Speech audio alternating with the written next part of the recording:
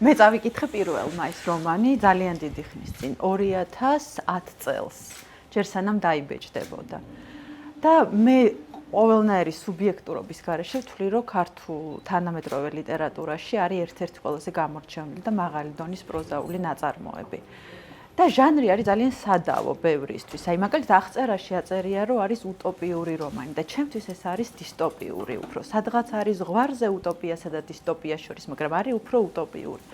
მაშინ როცა წავიკითხე, მე ჯერ არ ვიცნობდი არც მიშელ ფუკოს და არც ჯერემი ბენტანის თეორიას პანოპტიკონის. დღესდღეობით, შემდეგ როცა უკვე ფილოსოფიას ასე ვთქვათ, მე პროფესიით ჟურნალისტი ვარ, მაგრამ რო ვკითხულობდი ფილოსოფიურ რაღაცებს, მით უმეტეს მიშელ ფუკოს პანოპტიკონის თეორიას, დავინახე ზუსტად ამ რომანში, რომ გურამს ეს აქვს შექმნილი და მე მგონი მაშინ არც თვითონ არ იცნობდა, როცა ეს აღწერა პანოპტიკონის თეორიას.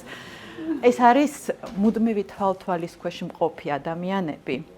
და არის ძალიან კარგად ნაჩვენები, რომ გმირი პროტაგონისტს არ გულისხმობ, აი ჰეროიკული ასეთი რაღაცნაირი უნაკლო გმირი ამ რომანს არ ყავს.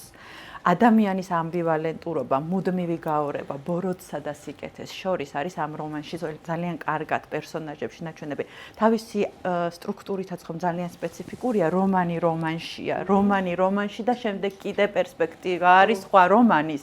რაღაცნაირი სამი განზომილება არის და ზოგადად ეს განზომილებები ძალიან მიყვარს. მე მგონია რომ ერთ-ერთი უნიკალურობა მაგალითად ბულგაკოვის ოსტატი და მარგარიტასი ეს არის, რომ ორი რომანია. და აქ აი პერსონაჟების უნიკალურობა არის იმით, რომ მათი ამბივალენტურობა ჩანს. აი მაგალითად არის ერთი ძალიან უღიმღამო პერსონაჟი, რომელიც გადამწყვეტ მომენტში ის იჩენს საოცარ სიკეთეს და საოცარ გმირობას.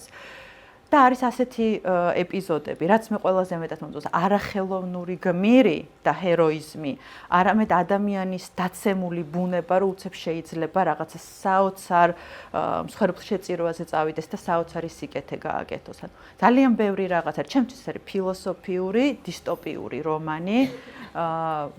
ყველანაირი მორალისგან და არამორალისტური, მაგრამ შიგნით არის ძალიან ბევრი მორალური ასპექტი და ამიტომ არის უნიკალური ჩემთვის და მგონია რომ მაშინ თავის დროზე ვერ დაინახა ქართველმა მკითხველმა თუ საბას ჟიური, მე მახსოვს ძალიან გავბრაზდი მაშინ საბაზე, რომ შორტლისტშიც არ მოხვდა და აღშფოთებული ვიყავი ამაზე, მაგრამ არ მახსოვს, მაგრამ თვითონ შორტლისტში რო არ მოხვდა არ ვიცი, მაგრამ შორტლისტში რო არ მოხდა.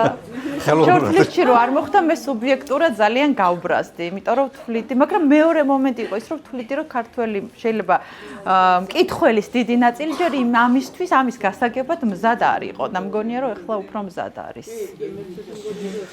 და მე მინდა რომ გურამს ვთხოვო, რომ ამ წიგნს გაუკეთოს ხელმოწერა და მინდა რომ მზია ამაღლებელს შეუგზავნო ეს წიგნი, დარწმუნებული ვარ ძალიან მოასწავლა. ეს